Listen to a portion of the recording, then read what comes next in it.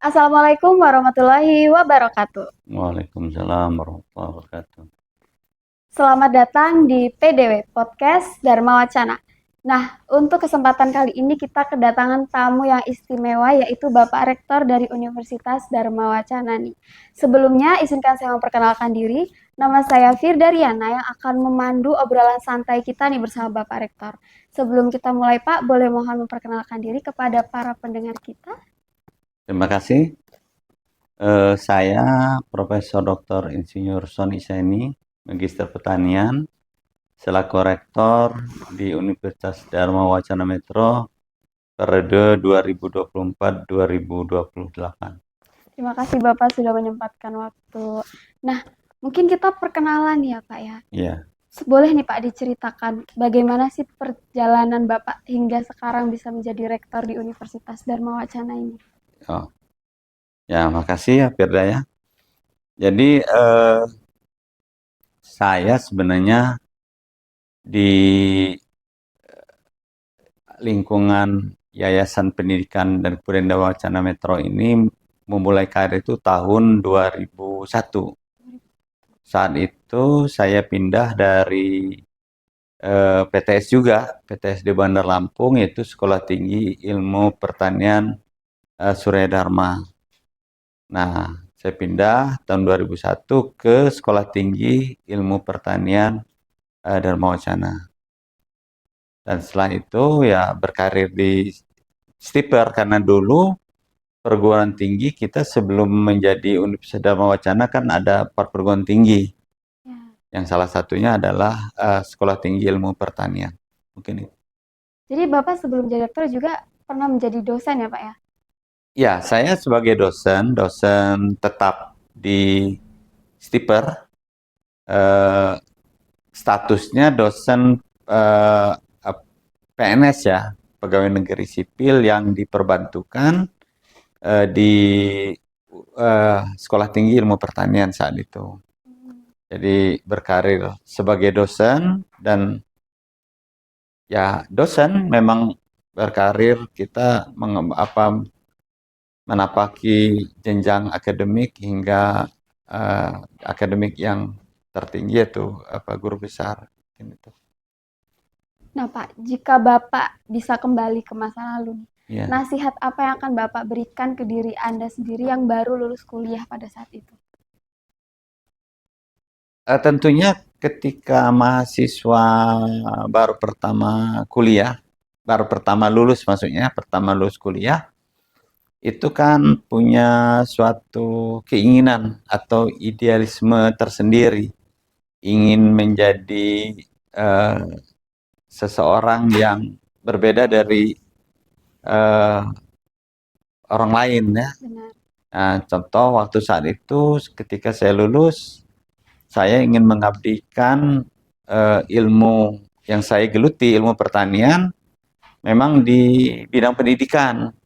Karena sebelum saya tamat juga itu sudah ikut bergabung di pendidikan sekolah lanjut ya, ngajar di SMA saat itu. Setelah itu ya alhamdulillah juga diterima sebagai dosen, dan beruntungnya diterima sebagai dosen pegawai negeri sipil saat itu. Ya. Jadi bagi mahasiswa yang baru tamat, baru lulus, tentunya cita-cita yang awalnya memang ada itu diselaraskan, artinya diikuti dulu. Nah, apabila tidak tercapai, tidak sesuai cita-cita awalnya, ya mungkin kita harus beralih ya, move on untuk ke cita-cita yang lain, atau istilah sekarang ini plan A atau plan B, yang manalah rencana yang akan kita laksanakan gitu. Jadi kita tidak boleh berhenti. Kalau cita-cita tidak tercapai ya langsung mandek, nggak boleh. Kita harus melaksanakan rencana yang lain. Mungkin itu. Jadi fokus dan tetap bekerja keras ya Pak ya. Ya, Oke, ada tidak momen yang paling membanggakan dalam karir akademis Bapak? sebenarnya kalau dari karir akademis, karena memang dosen ini kan kita dituntut pada saat itu ya, pada saat kami jadi dosen tahun 89 itu, eh, dosen itu hanya standarnya masih S1. Belum sekarang ini. Kalau sekarang kan ada peraturan pemerintah untuk pengangkatan dosen untuk pertama kali itu di S2. Ya. Nah, jadi momen yang saat ketika saya juga em, punya cita-cita untuk melaksanakan kuliah lanjut. Dulu saya tahun 96 melanjutkan sekolah pendidikan lanjutan yaitu di pasca sarjana. Saya pikir momen itu sangat sangat penting bagi saya untuk pijakan hingga mencapai karir seperti sekarang. Karena saat itu tahun tahun-tahun 90-an gitu kan program pemerintah itu untuk pengembangan dosen itu nggak begitu, belum kelihatan lah, belum kelihatan. Masih sulit, masih kita berkompetisinya sangat tinggi. Juga yang terbayang dulu itu kalau sekolah itu sepertinya ke luar negeri gitu. Ke luar negeri gitu.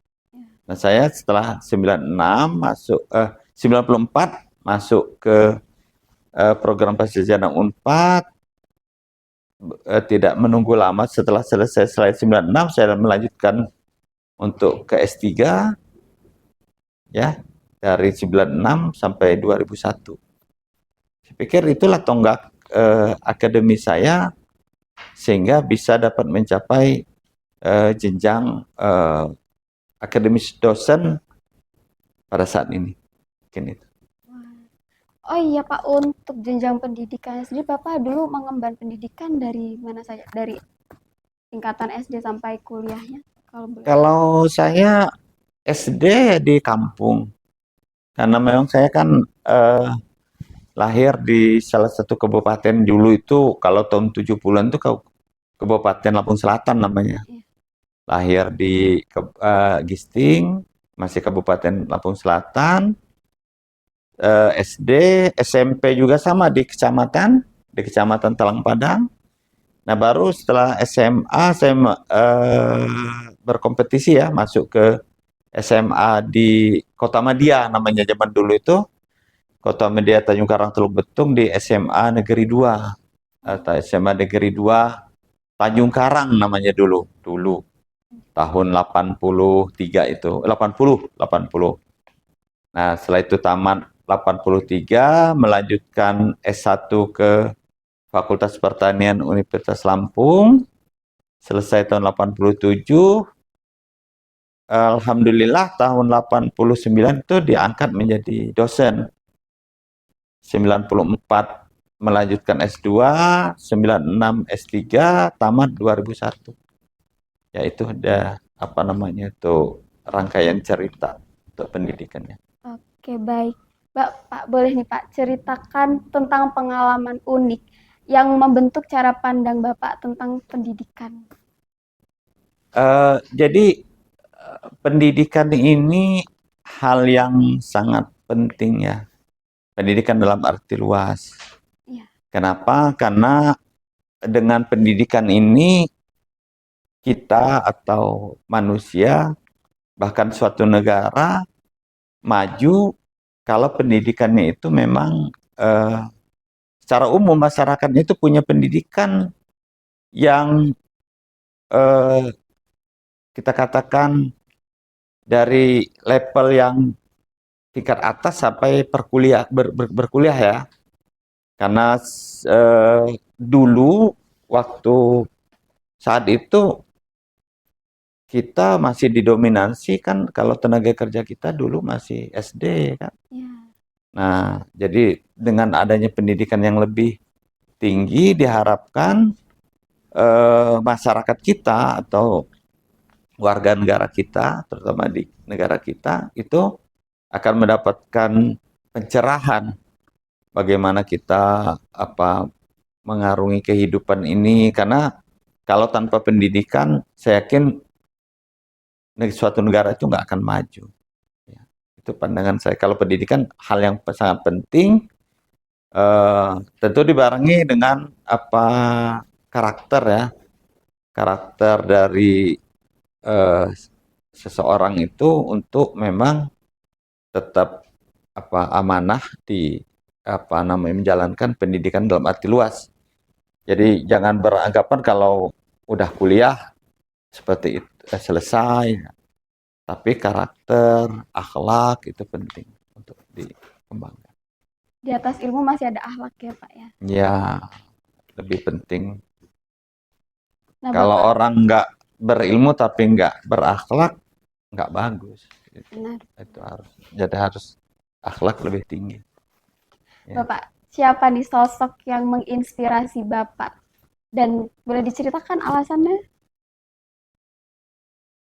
Kalau dari saya sih eh, terbayang aja hanya bagaimana mengembangkan ilmu ilmu terutama berkaitan dengan ilmu saya adalah ilmu pertanian. Nah, kalau kita lihat sosok yang ada, ya saya sendiri kan eh, anak dari seorang guru SMP saat itu, SMP di kecamatan kan, SMP kecamatan. Tetapi artinya ketika saya lebih banyak belajar tentang ilmu ya, ilmu pertanian maksudnya, itu lebih luas pandangan saya untuk eh, kenapa sih itu untuk pertanian saja kita kan sulit untuk berkembang swasembada tapi nggak tercapai juga dan seterusnya banyak lah yang ini biar problem sehingga memang concern untuk itu sebagai penginspirasi bagaimana untuk mengembangkan pendidikan ini sebenarnya keinginan pribadi untuk melihat perkembangan ilmu atau perkembangan masyarakat kita secara umum itu sebenarnya. Baik. Nah, Bapak kan pasti sibuk nih ya, menjadi seorang rektor pasti dipenuhi dengan kesibukan nih Pak. Bagaimana cara Bapak bisa menyeimbangkan nih antara waktu untuk pekerjaan dan waktu untuk keluarga dan waktu untuk diri sendiri? Sebenarnya kalau saya sebagai rektor ini kan pekerjaannya kalau dihitung oleh negara itu apa apa dari jam kerja aja dia itu 12 jam per hari ya. Wah, Harus istilahnya mempersiapkan suatu waktu yang cukup besar untuk bekerja itu. Nah, kalau kita bagi dalam satu hari itu dari 24 jam itu, kalau saya standar aja. Yang penting istirahat untuk tidur ya istirahat ya standar aja ya. Artinya jam 10, jam 11 sampai jam 4 subuh kan. Setelah itu melaksanakan kegiatan di rumah, berangkat bekerja, ya melayani apa yang dikerjakan di kampus, menyiapkan perkuliahan, membimbing mahasiswa, ya dinikmati aja. Kalau dihitung-hitung jam ini sekian jam nggak boleh lagi ketemu, nggak boleh tetap aja. Ya, jadi istilah kita ini waktu kita untuk bekerja itu kita sesuaikan dengan kondisi yang ada. Itu aja. nah Bapak biasanya kalau ngisi waktu luang nih, diisi dengan kegiatan apa sih Pak biasanya? Waktu luang, kalau dikatakan waktu luang itu mungkin yang dapat dikatakan waktu luang itu kan hanya waktu tidak bekerja kalau bisa saya sampaikan seperti hari Sabtu misalnya atau hari libur atau hari Minggu itu yang dapat dikatakan waktu luang. Kalau waktu bekerja dari Senin ke Jumat ya waktu bekerja, nggak ada waktu luang. Ya waktu luang dalam arti yang spesifik ya kalau saya menyempatkan untuk olahraga, ya sebagian juga untuk Kalau saya nggak terlalu banyak nonton apa namanya TV, itu saya lebih suka mendengar, lebih banyak mendengarkan TV yang berbicara, saya sambil bekerja. Jadi nggak habis waktu saya harus melihat TV atau tontonan itu. Ya mungkin kalau saya kerja nggak dengarkan lagunya, udah sambil kerja gitu. Eh, waktu luang nggak nggak waktu luang ya diisi aja dengan rekreasi, ya tetap ada rekreasi, olahraga, hal-hal yang lain ya bermain atau silaturahmi dengan kawan-kawan, keluarga, itu aja. Jadi bahkan di waktu luang pun Bapak tetap menyempatkan untuk bekerja ya, Pak? Ya, artinya waktu luang ketika libur ya apa Sabtu apa Minggu ya tetap saya selalu itu apa kerja. Karena walaupun saya sana pergi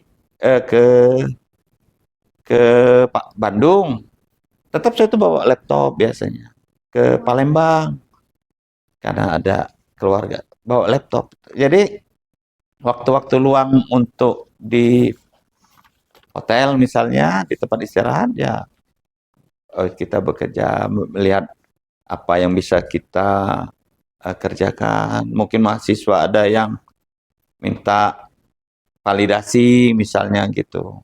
Itu saya lebih banyak bekerja dari laptop gitu. Untuk olahraga sendiri biasanya Bapak berolahraga apa? Kalau dari dulu kalau saya itu sukanya bola. Karena dengan umur yang semakin bertambah, nggak mungkin. Dan bola yang dengan skala kecil sekarang futsal itu juga nggak bisa saya ikuti. Karena sepertinya kan iramanya lebih tinggi dari main bola biasa. Iya, benar. Lebih lebih apa walaupun lapangannya kecil tapi mobilitasnya lebih cepat kan bahaya juga.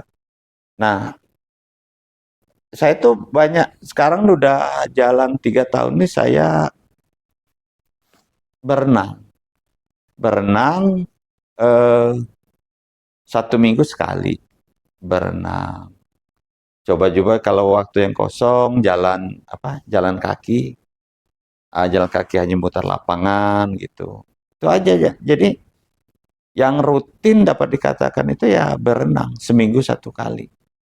Juga waktunya nggak lama, paling lama juga 1 jam, nggak juga. Kesehatan penting ya, Pak ya. Penting ya. Terutama menjaga irama tidur, irama tidur.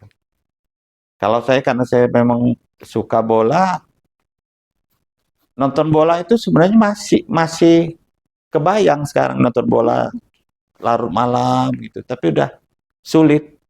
Tinggal lihat aja apa informasi hasilnya. Oh ini yang menang yang mana gitu kan? Grup apa namanya itu apa klub-klub yang memang kita dukung ya kita lihat aja hasilnya. Meskipun nanti ada juga yang kita tonton secara full kalau final, kalau ada pertandingan yang menarik itu kita tonton. Oke. Ya. Itu dia dedikasi Bapak, rektor universitas kita dari kampus kita. Bahkan di waktu luangnya saja Bapak masih menyempatkan untuk bekerja loh. Nah, Bapak kan sebagai rektor sebuah perguruan tinggi pasti memiliki visi dan cita-cita besar nih Pak. Iya. Apa harapan Bapak bagi universitas kita ini untuk masa mendatang? Ya, semua pimpinan perguruan tinggi hampir sama sih ya. Karena punya visi bagaimana mencapai perguruan tinggi itu menjadi unggul dalam bidang ilmu pengetahuan dan teknologi. Ya kita juga sama ya. Jadi apa visi kita di Universitas Dharma Wacana ini saya sebagai pimpinan ya menjadikan Universitas Dharma Wacana ini unggul dalam ilmu pengetahuan dan teknologi secara global. Kenapa? Karena cita-cita itu saya yakin juga nggak akan selesai di periode kepemimpinan saya sebagai rektor. Tetapi mudah-mudahan ketika ada peralihan kepemimpinan, cita-cita menjadikan Universitas Dharma Wacana itu menjadi universitas yang unggul dalam ilmu pengetahuan dan teknologi itu tetap menjadi garis lurusnya gitu. Nah, itulah cita-citanya. Jadi bagaimana kita mengembangkan ilmu pengetahuan teknologi dengan melibatkan Tridharma perguruan tinggi kita. Tuh, mungkin di sana yang ini yang penting. Nah, untuk mencapai visi dan cita-cita tersebut, Pak, program apa yang sudah dijalankan oleh universitas sekarang? Sebenarnya kalau program masih yang detail ya, karena dari visi itu kan ada misinya. Dan misi juga kita punya 5 misi yang perlu kita kembangkan. Yang pertama tentunya kita bagaimana menghasilkan lulusan yang unggul akibat dari pelaksanaan Dharma pendidikan kan. Nah, untuk Dharma penelitian kita berkeinginan bagaimana penelitian dosen maupun mahasiswa ini punya sekarang ini apalagi dengan tagar dari Kementerian Pendidikan Tinggi ini tentang berdampak, kita punya keinginan hasil penelitian itu punya dampak. Dan yang ketiga itu tentunya Dharma untuk pengabdian, karena Tridharma ini, Dharma pengabdian ini juga penting. Karena kita perguruan tinggi kan tidak boleh jauh dari masyarakat sebagai pengguna teknologi. Nah, selanjutnya itu kita berkeinginan bagaimana pendidikan tinggi kita ini akuntabel atau bisa diakses dan siapapun bisa melihat apa yang kita kerjakan. Dan yang terakhir itu kita berkeinginan punya kerjasama baik dia lokal dan nanti kayak ini Universitas Dharma Wacana ada di kota metro, minimal kita bisa bekerja sama dengan Pemkot Metro atau di bawah-bawahnya, artinya dinas pertaniannya kah, terus dinas koperasinya atau yang lain, karena kita punya 4 fakultas kan. Benar. Jadi fakultasnya itu kalau pertanian mungkin linearnya ke pertanian. Kalau kesehatan mungkin linearnya ke rumah sakit, ke dinas kesehatan. Nanti fakultas FISIP, ilmu sosial politik, mungkin ke pemerintahannya, ke kelurahan atau kecamatan. Dan yang fakultas teknologi bisnis sains juga lebih luas. Bisa ke Infocom, bisa ke masyarakat secara umum bagaimana menggunakan teknologi informasi ini kan yang semakin berkembang. Itu sebenarnya keinginan kita supaya ada kerjasama yang menguntungkan. Nah, nanti meningkat ke regionalnya, wilayah Sumatera bagian selatan misalnya, nasionalnya nanti kita juga punya kerjasama secara nasional. Yang terakhir tentunya keinginan kita punya kerjasama lingkup internasional. Itu yang saya yakin semua perguruan tinggi ingin melakukan kerjasama itu baik dari skala kecil sampai skala yang internasional. Untuk yang skala internasionalnya sendiri udah ada program yang berjalan belum, Pak, di universitas kita? Kalau kita yang sudah 2 tahun ini ya, berjalan 2 tahun maksudnya ya, ini kan ada program magang yang di Jepang ini. Mahasiswa Fakultas Pertanian yang melaksanakan dulu program pemerintah yang lama, yang masih Kementerian Pendidikan dan Kebudayaan. Dulu kan ada nama MBKM. Nah, MBKM itu ya, Merdeka Belajar Kampus Merdeka itu, mahasiswa kita ada program magang. Sampai sekarang juga masih dilanjutkan oleh pemerintah yang sekarang untuk kampus berdampak ini, untuk magang ini masih tetap dilanjutkan. Itu salah satunya yang bisa kita lakukan untuk program magang bagi mahasiswa. Untuk sistematis program magang ke Jepangnya itu sendiri gimana ya, Pak? Sebenarnya program magang di Jepang ini kan artinya Eh, karena bukan hanya Jepang butuh tenaga kerja ya, tapi bagi mereka memanfaatkan mahasiswa yang ingin belajar lebih banyak tentang, karena yang baru magang ke pertanian ya, Iya. dari Fakultas Pertanian. Jadi mereka berkeinginan bagaimana supaya mahasiswa kita yang masih menimba ilmu pertanian ini untuk dapat bekerja secara praktis di lapangan, artinya seperti di rumah kaca maupun di lapangan, itu itulah salah satu alasan ketika ada kesempatan perusahaan bidang pertanian itu membuka untuk mahasiswa kita dapat apa magang di sana, ya kita kita ikut ikut berkompetisi, karena awalnya itu kan mahasiswanya juga dites kan, Iya. ada tes terbukanya atau Oh, dites dulu kan, tidak istilahnya kami butuh 5 kita kasih 5 langsung terima, enggak, diseleksi dulu dari bahasanya, nanti dari ada tes secara umum, ya baru nanti ditentukan kebutuhan 5 ya, ya kita bisa apa namanya kan, kita daftarkan 5 orang gitu. untuk sekarang kan baru jurusan pertanian ya Pak ya. Ya, Ada nggak kemungkinan untuk 3 fakultas lainnya untuk bisa magang ke Jepang juga? peluangnya terbuka ke luar negeri ya secara umum seperti ini. Contoh di bidang di kesehatan. Nah, kesehatan ini memang agak agak sulit keluar karena mereka ini program studinya itu kan masih D3. D3 ini kalau kita lihat untuk perkuliahan, terutama penyelesaian mata kuliah yang harus mereka ambil itu agak ketat, agak ketat.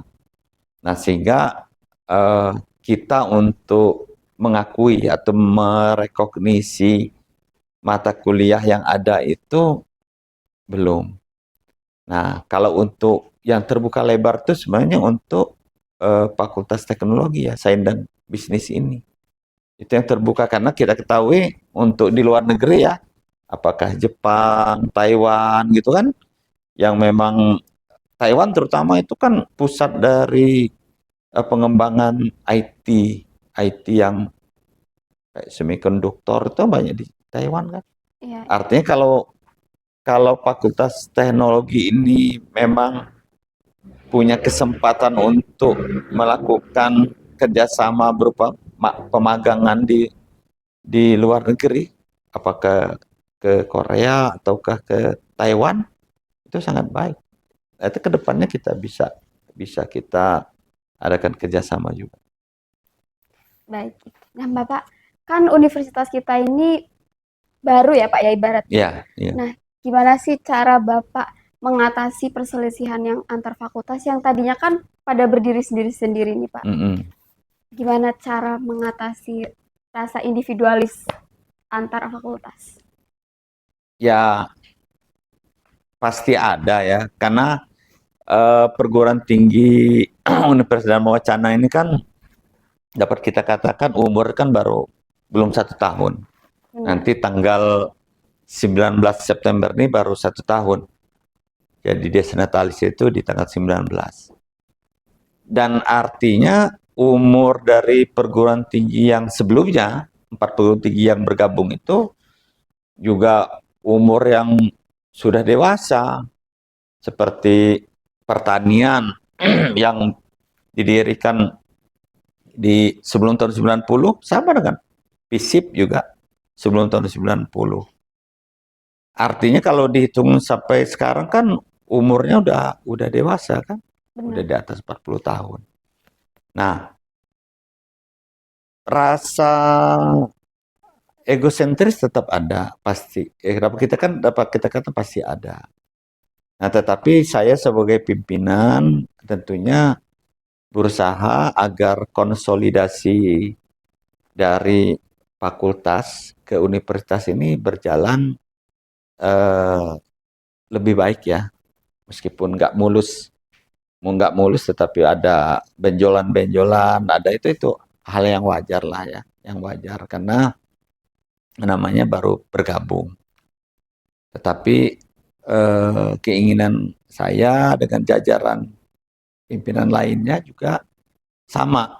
Bagaimana kita mengawal perguruan tinggi yang kemarin bergabung, yang sekarang disebut fakultas ini, menjadi perguruan tinggi Universitas Dharma Wacana yang lebih besar. Itu cita-citanya tadi.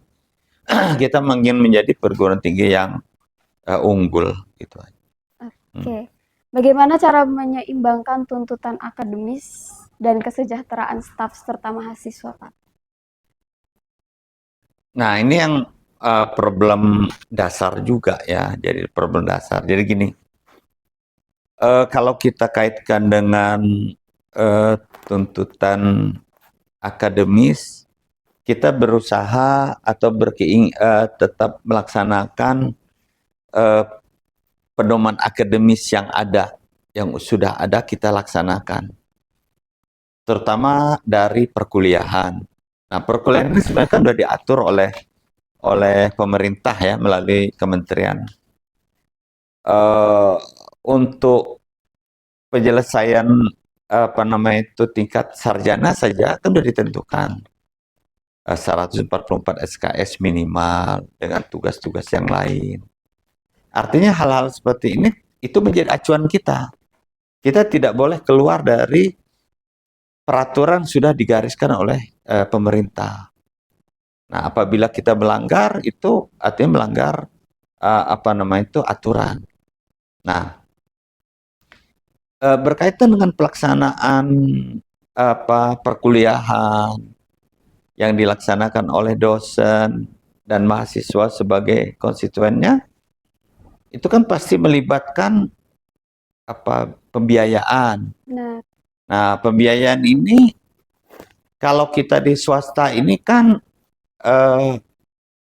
idealnya ada, kita bagi dua lah ya. Dari internal itu dapat kita kata itu bersumber dari mahasiswa. Kalau eksternal itu dari pemerintah melalui kementerian atau pihak ketiga, pihak lain yang ingin menyumbangkan dana tetapi tidak ada ikatan yang memberatkan. Ya, apakah itu beasiswa, apakah itu bantuan, monggo aja, tetapi tidak memberatkan perguruan tinggi kita. Nah, fakta yang ada sekarang ini kan kita yang agak berat ini, jumlah mahasiswa kita kan belum terlalu banyak. Nah, belum terlalu banyak, sehingga pembiayaan untuk perguruan tinggi juga belum besar. Ya, kalau kita melihat perguruan tinggi yang besar di Lampung ini saja, misalnya kalau di Bandar Lampung seperti UBL, kalau di kota metro seperti Universitas Muhammadiyah Metro yang cukup jumlah mahasiswa cukup besar. Nah, makanya artinya ke depan kita berkeinginan bagaimana kita meningkatkan jumlah mahasiswa. Nah, ketika jumlah mahasiswa itu meningkat, artinya pembiayaan itu nggak serta-merta harus meningkat. Kalau jumlah mahasiswa sedikit kan pasti keinginan dari penyelenggara, badan penyelenggara meningkatkan input dari mahasiswa ya, SPP. Tapi kan itu berat, memberatkan mahasiswa. Jadi kita salah satu langkahnya bagaimana kita meningkatkan jumlah mahasiswa. Nah, kedua, kita memacu dosen terutama untuk dapat mencari pembiayaan dari luar. Seperti untuk penelitian, itu mengajukan hibah ke kementerian, pengabdian masyarakat juga dapat melakukannya, atau dengan Pemkot atau Pemda yang lain, misalnya dengan pemerintah Kabupaten Lampung Timur, Lampung Tengah, atau perusahaan-perusahaan, bisa itu dilakukan supaya pembiayaan perkuliahan itu tidak meningkat terlalu cepat gitu. Jadi universitas sangat memikirkan mahasiswanya ya Pak ya. Ya, jadi artinya mahasiswa itu kan tidak dirugikan dari segi akademisnya. Jadi mahasiswa kan punya hak itu untuk mendapatkan pengajaran lah ya. Kita katakan pengajaran. Pengajaran berkaitan dengan mata kuliah. Ya, ketika mata kuliah dari 144 SKS itu misalnya ada mata kuliah sekitar 60 SKS, 60 mata kuliah misalnya. Maka mahasiswanya harus mendapatkan pengajaran dari 60 mata kuliah itu. Sesuai sebaran SKS-nya, ada yang 3, ada yang 2, kan gitu ya. Nah, nanti itu mahasiswa nggak boleh dirugikan. Jadi ketika perkuliahan, praktikum, penyusunan tugas, seperti tugas secara ilmiah, itu tetap. Jadi dosen di Universitas Dharma Wacana ini harus melayani mahasiswa. Dalam kondisi apapun harus melayani. Ya, namanya itu udah komitmen kita, bagaimana kita untuk meningkatkan pelayanan akademik kita ya kepada mahasiswa terutama. Bapak kan ada di universitas ini sejak tahun 2001 ya Pak? Ya. Sejarah apa yang paling berkesan yang ada di universitasnya Bapak kenang sampai sekarang? Ya, sebenarnya yang paling berkesan ini saat itu kita ada aturan dari pemerintah itu tentang akreditasi. Sekitar tahun 2000, sebelum 2010 lah. Itu ada aturan pemerintah. Jadi perguruan tinggi itu harus terakreditasi namanya dulu. Nah, akreditasi dulu itu masih nilainya dulu AA, B, C, atau D dulu ya istilahnya. Tidak ada istilah tidak terakreditasi. Itu sebenarnya yang sangat berkesan. Kenapa? Bapak dulu waktu di Stiper merupakan perguruan tinggi yang pertama yang bisa terakreditasi di lingkungan Dharma Wacana ini gitu kan. Jadi dulu program studi agronomi dulu kan. Nah, terus itu agroteknologi. Nah, terakreditasi, terus itu agribisnis, enggak, dulu masih agronomi. Agronomi dulu namanya. Yang satunya itu dulu penyuluhan dan komunikasi pertanian. Nah, saat itu terakreditasi dua-duanya. Kan Bapak masih dosen di Stiper kan? Iya. Dan itu menjadi suatu, bagi Bapak itu suatu prestasi. Bagi kami ya, bukan Bapak sendiri, bagi kami di Sekolah Tinggi Ilmu Pertanian dulu. Karena saat itu belum banyak perguruan tinggi itu terakreditasi. Jangankan di kita dulu belum ada, baru itu. Di lingkup metro, terus itu Lampung saja baru sedikit. Nah, baru kita meningkat menjadi perguruan tinggi Stiper itu terakreditasi. Jadi akreditasi program studi, akreditasi perguruan tinggi terakreditasi itu suatu kebanggaan. Alhamdulillah sampai sekarang masih ajek, masih terakreditasi. Dan nah, yang lain sebenarnya setelah bergabung ini, karena keinginan bergabung ini kan udah sejak tahun 2020-an lah ya. Keinginan bergabung, dan pada tahun 2024 itu karena mulai proses yang cukup panjang, bergabungnya perguruan tinggi yang ada di lingkup Yayasan Pendidikan Dharma Wacana ini menjadi universitas. Jadi dua tonggak sejarah pengalaman ini sebenarnya kalau menurut Bapak yang sangat berkesan ya saat itu, karena akreditasi sampai sekarang masih banyak perguruan tinggi itu tidak terakreditasi se-Indonesia ya, masih banyak. Wah. Yang itu kita alhamdulillah sudah terakreditasi. Oke. Nah Bapak, untuk memberi kemudahan bagi mahasiswa dalam menimba ilmu nih, fasilitas apa yang sudah disediakan oleh kampus? Nah, ini memang kita masih standar minimal kita ya. Standar minimal yang bisa kita berikan kepada mahasiswa. Artinya kalau kita melihat ruang perkuliahan udah sangat jauh berbeda dari zaman ketika Bapak pindah ke sini 2001. Saat itu ya memang karena memang zamannya juga ya masih papan tulis, kapur ya. Nah, sekarang dengan ruang perkuliahan sudah punya AC, papan tulisnya menggunakan whiteboard, juga tambah di pendukung sudah ada LCD ya.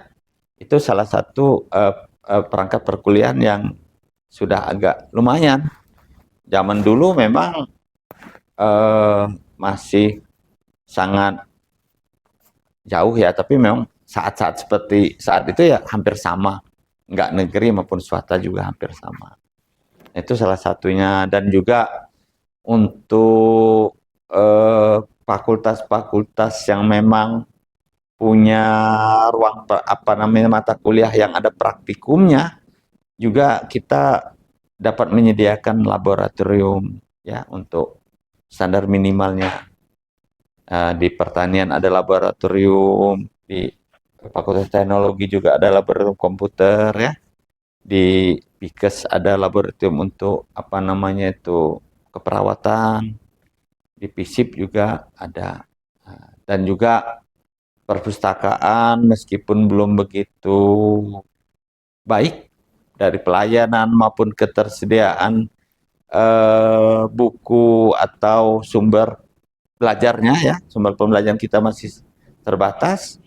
Tetapi dengan perkembangan teknologi sekarang kan sebenarnya sumber ilmu itu sangat terbuka kan dengan adanya perpustakaan online kan, atau ketika ya salah satu dengan 5 tahun yang terakhir dengan menggunakan AI ini juga. Jadi sebenarnya sekarang bagaimana keinginan kita ya, baik dosen maupun mahasiswa itu saja mau maju atau enggak itu ada di kita sebenarnya. Benar. Nah, Bapak, seperti yang kita ya, mahasiswa dan organisasi kemahasiswaan ini kan punya peran yang sistematis nih dalam kehidupan kampus. Apa pesan dan harapan Bapak bagi seluruh mahasiswa dan organisasi kemahasiswaan yang ada di universitas kita ini, Pak? Yang pertama, kalau Bapak memandang organisasi kemahasiswaan sekarang namanya Badan Eksekutif ya, BEM ya. Dulu kalau masih Bapak kuliah itu namanya itu Senat Mahasiswa, SEMA dulu namanya. Senat Mahasiswa, terus ada Badan Perwakilan Mahasiswa. Dulu ada, Bapak ikut dua-duanya dulu waktu kuliah S1 itu. Terutama bagaimana kita belajar ya di Badan Eksekutif ini kita belajar menjadi pemimpin ya, pemimpin dalam hal berorganisasi. Itu yang pertama. Jadi bagaimana kita memposisikan diri kita dengan ikutnya kita bergabung dengan BEM, kita dapat mengambil nilai bagaimana kita berorganisasi agar di kemudian nanti kita bisa menjadi pemimpin yang bisa dapat menerima kekurangan, dapat memberikan apa yang ada di kita, mungkin kelebihan kita, kan gitu kan. Itu yang pertama. Yang selanjutnya itu di BEM juga kan banyak bidangnya. Salah satu bidang itu tentang penalaran ya, maupun keilmiahannya. Nah, harusnya di situ diasah untuk diskusi, bertukar pikiran. Artinya nanti mahasiswa-mahasiswa juga punya kegiatan untuk semacam peningkatan kemampuan untuk penalaran gitu kan. Jadi kita jangan menjadi peserta saja, harus ikut berperan langsung di dalam pengembangan diri.